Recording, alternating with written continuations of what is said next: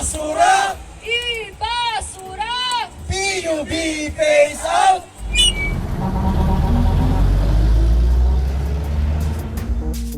Bakit ba pumapalag ang mga jeepney driver sa PUV modernization? May basihan ba yung takot nila na mabaon sa utang para makasali sa biyaheng modernisasyon? Yung pagmamodernize ng jeep or when you have a vehicle, hindi naman yun nagsastop sa bibilin mo lang, tas sakay ka lang, drive mo lang, period. Kailangan mo siyang i-maintain, i-check up, i-repair. Kasi for sure, no, magagasgas yan, masisira yan.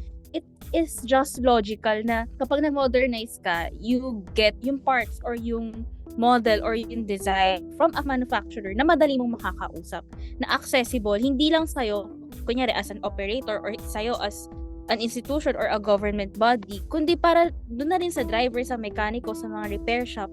Kasi iisipin mo kung hindi siya ma-maintain, hindi siya madaling ma-repair, edi ano na lang yung shelf life ng modern jeep? Nakatulong ka ba sa environment in that way kung in 5 years, papalitan mo na naman ulit? Hindi lang yun yung cost ng modern jeepneys. Kailangan pa nilang pumasok sa cooperatives. And para makapasok ka or makagawa ka ng isang kooperatiba, kailangan mo magbayad ng 300,000 pesos down payment. Yung mga driver mo, kailangan ulit magbayad ng 20,000 pesos each para naman sa registration nila. So idagdag mo yun, yung cost nung pagpasok sa isang kooperatiba, yung cost ng napakamahal na jeep, tapos yung maintenance pa. Ano kayang mangyayari sa mga drivers, sa mga operators, at syempre, anong mangyayari sa commuters? Saka hindi lang yung financial cost din ng cooperatives Dagdag din siya na trabaho sa mga jeepney drivers. All their life, siguro yung sa mga matatagal na talagang pumapasada na jeep. Nasanay sila, kumbaga may sarili silang prangkisa na hindi sila parte ng mga cooperatives. Parang joining a cooperative is another parang learning pa na kailangan nilang gawin kasi they need to learn how to manage a cooperatives, how to, kumbaga, settle disputes kasi for sure sa mga cooperatives hindi mawawala yung mga conflicts na yan. Naniniwala naman ako, yung mga driver, kaya naman nila mag-organize. Kasi nagagawa naman yun sa mga malalaking cooperative katulad ng Piston, or ang problema na lang siguro kung may mga cooperative na hindi maayos yung leader or hindi maayos yung miyembro. Mahal kasi yung pagpasok in the first place sa kooperatiba. Tsaka yung issue din sa kooperatiba, kaya ka nagko-consolidate kasi pag-aari ng kooperatiba yung jeep, hindi na pag-aari ng individual na jeepney drivers. At first look, no, parang wow, cooperative, so controlled ng jeepney drivers yung sarili ng kapalaran or stake in this matter.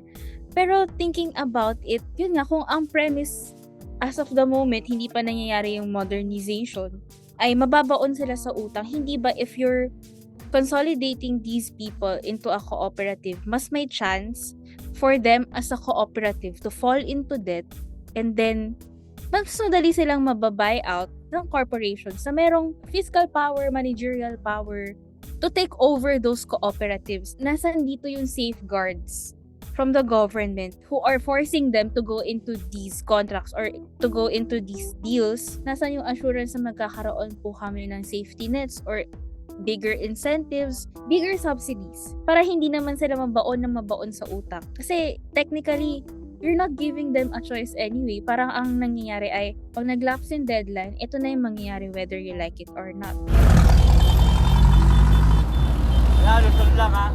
Mataas yung cost ng modern jeepneys, mataas yung binabayaran ng mga jeepney drivers, and it also makes me think din, kapag ganun, syempre tataas din yung pamasahe. Iside ko lang yung expectations ng Ibon Foundation about this. In-expect nila na magiging 45 pesos to 50 pesos na ang minimum fare in 5 years pag na-push itong modernization na to. And for us commuters, mabigat-bigat ngayon. Kahit nasabihin ng Department of Transportation na wala itong basis, pero kung titignan mo, mahal naman nga kasi yung units, mahal yung maintenance, mahal yung pagpasok ng kooperatiba. Sinong magsasabi na hindi tataas yung presyo ng pamasahe, di ba? Kung titignan natin yung buong picture, hindi lang siya isang transport problem, isa tong labor problem. Because hindi lang dahil maraming jeepney driver ang posibleng maubusan ng trabaho or mawala ng trabaho, isipin din natin yung mga malalaking sektor or industriya na dependent sa paggamit ng transport na to. Dito pa lang sa Metro Manila, 100 ang sinasabi nilang unconsolidated na jeep routes. Kung hindi nila masama yun sa kanilang sinasabi na pag-modernize ng jeepney, magiging mapaparalyze talaga yung routes natin. Malaking transport crisis to. And sa tingin ko, ngayon meron na tayong transport crisis. Nung isang araw lang, isang ehekutibo ng DOTR, Department of Transportation, ang nagsabi na gumamit daw tayo ng mass transport, which is very ironic kung tuusin. Kasi try nyong i-modernize or i-phase out itong mga jeepneys natin. Pero ngayon, kayo ay nagsasabi na gumamit tayo ng mass transport. Ang laban ng super! Ay laban ng commuter! Ay laban ng commuter! Ang laban ng super!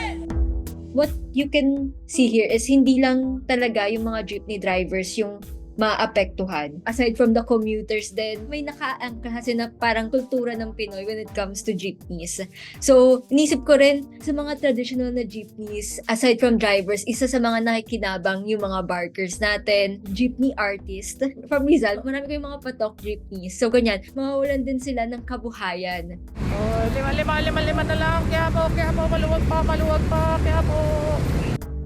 Meron ding domino effect talaga yung modernization sa atin, pinagtutuunan ng pansin or kinikip in mind when we are pursuing a policy as big as this.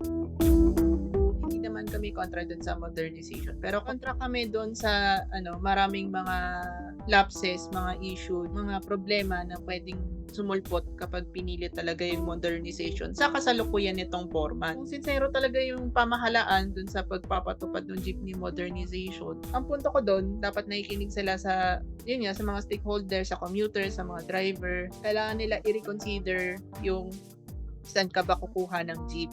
Naiintindihan ko naman yung konsepto ng gobyerno na kaya mo gusto i-consolidate para mas madali silang ma-manage o na kunwari sa level ng syudad, level ng Cavite, okay naman yun. Kaya lang sana maayos magkaroon sila ng sistemang maayos na ma-distribute nila yung mga jeepney according sa demand.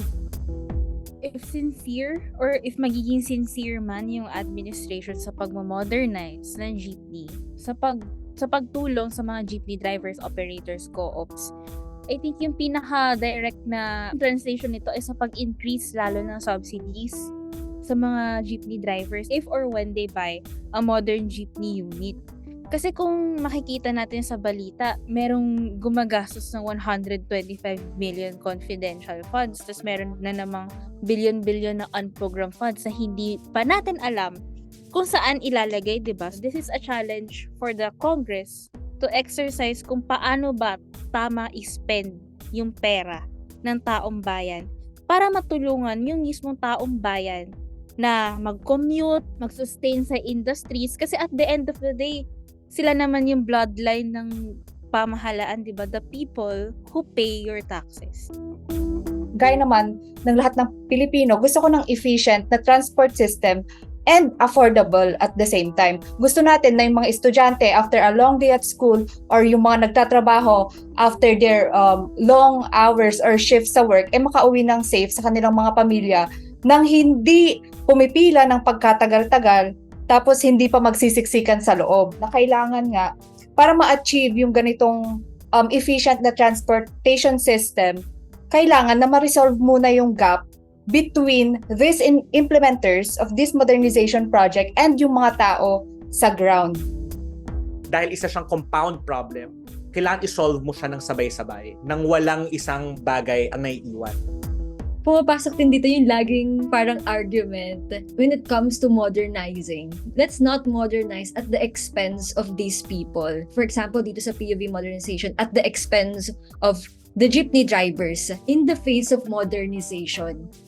Parang sana hindi natin naiiwan itong mga jeepney drivers natin. Even tayong mga commuters. At the end of the day, tayo rin yung makikinabang dito. Tapos tayo rin yung naiiwan. Tayo rin yung walang say sa nangyayari sa modernization na to. Let's also think about them, human aspects of modernizing.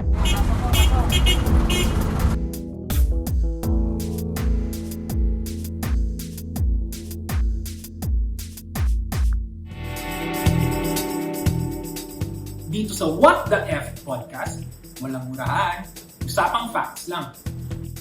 Pakinggan kami sa YouTube, Spotify, Google Podcast at Apple Podcast.